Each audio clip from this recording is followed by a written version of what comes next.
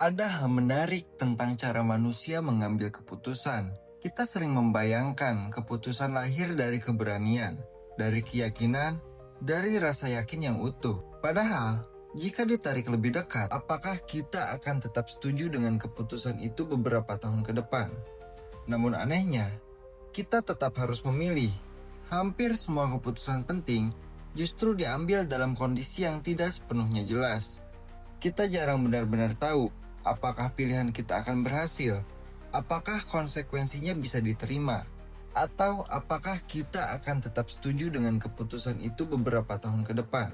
Tetapi karena tidak memilih juga merupakan sebuah pilihan, dan di ruang sempit antara ketidakpastian dan keharusan untuk memilih itulah sesuatu yang sering kita sebut sebagai keraguan muncul, bukan sebagai musuh, bukan sebagai kelemahan, melainkan sebagai tanda bahwa keputusan ini memang layak dipikirkan serius. Keraguan sering dianggap sebagai sesuatu yang harus dihilangkan, sebagai gangguan mental, sebagai tanda ketidaksiapan. Namun, bagi orang yang berpikir serius, keraguan bukan gangguan, ia adalah konsekuensi. Konsekuensi dari berpikir jujur tentang dunia yang kompleks, tentang keputusan yang tidak pernah sepenuhnya aman, dan tentang masa depan yang tidak bisa dikunci dengan logika saja. Keraguan jarang muncul karena kita tidak tahu apa-apa.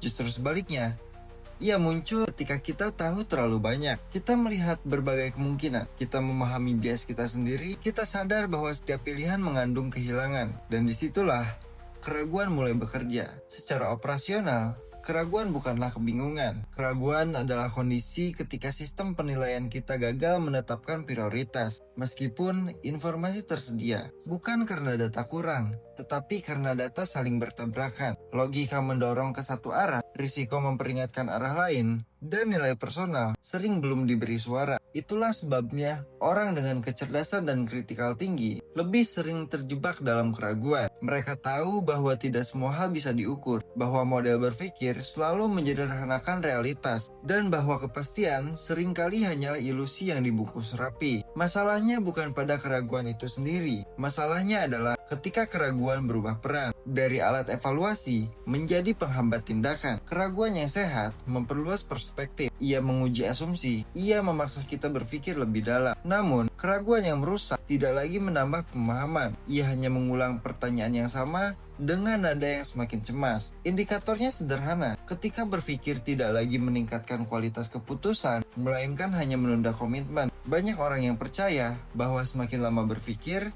semakin benar keputusan yang akan diambil. Padahal, fungsi berpikir tidak pernah dirancang untuk memberi kepastian absolut. Berpikir hanya bertugas untuk 3 hal: mengidentifikasi resiko utama, menetapkan batasan kegagalan yang diterima, dan kemudian berhenti. Jika berpikir terus dipaksa bekerja di luar fungsi itu, ia tidak akan menghasilkan kejelasan, hanya kelelahan mental.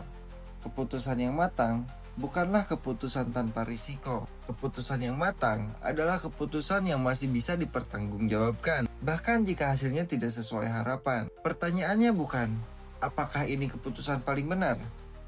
Pertanyaan yang lebih jujur adalah, jika keputusan ini gagal, apakah alasan saya memilihnya masih masuk akal hari ini? Jika jawabannya iya, maka keraguan harusnya berhenti menekan. Satu kesalahan umum orang pintar adalah terlalu sibuk memprediksi masa depan. Padahal, masa depan hampir selalu mengecewakan prediksi. Yang jauh lebih penting untuk dikunci bukanlah prediksi, melainkan nilai. Prediksi sering salah, nilai jarang berubah. Keputusan yang kuat mungkin keliru secara hasil, tapi tetap benar secara nilai. Dan keputusan seperti itu tidak membutuhkan kepastian penuh, hanya keberanian untuk bertanggung jawab. Di titik ini, keraguan seharusnya diperlakukan dengan hormat, namun tidak diberi kekuasaan penuh. Keraguan boleh berbicara, ia boleh mengingatkan, ia boleh memperingatkan risiko, namun ia tidak boleh memegang hak veto. Karena yang benar-benar melumpuhkan bukanlah keraguan, melainkan kekuatan untuk bertanggung jawab atas pilihan yang sudah dipikirkan dengan matang. Pemikir yang hebat bukanlah mereka yang bebas dari ragu, melainkan mereka yang tahu kapan ragu harus berhenti berbicara.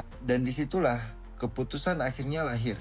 Keraguan tidak perlu dimusnahkan, ia tidak pernah menjadi musuh. Yang perlu dilakukan hanyalah menempatkan pada posisi yang benar, sebagai alat evaluasi, bukan sebagai penentu akhir. Karena jika setiap keputusan menunggu kepastian penuh, maka tidak ada satupun keputusan besar yang pernah diambil dalam sejarah. Kemajuan tidak lahir dari kepastian.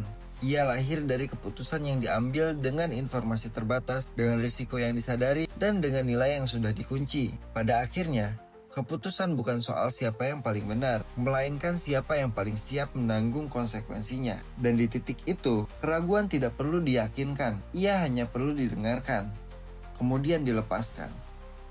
Keputusan tidak menuntut keberanian untuk yakin. Keputusan hanya menuntut keberanian untuk bertanggung jawab. Dan itulah batas akhir antara berpikir dan bertindak. Sampai jumpa di video selanjutnya. Terima kasih.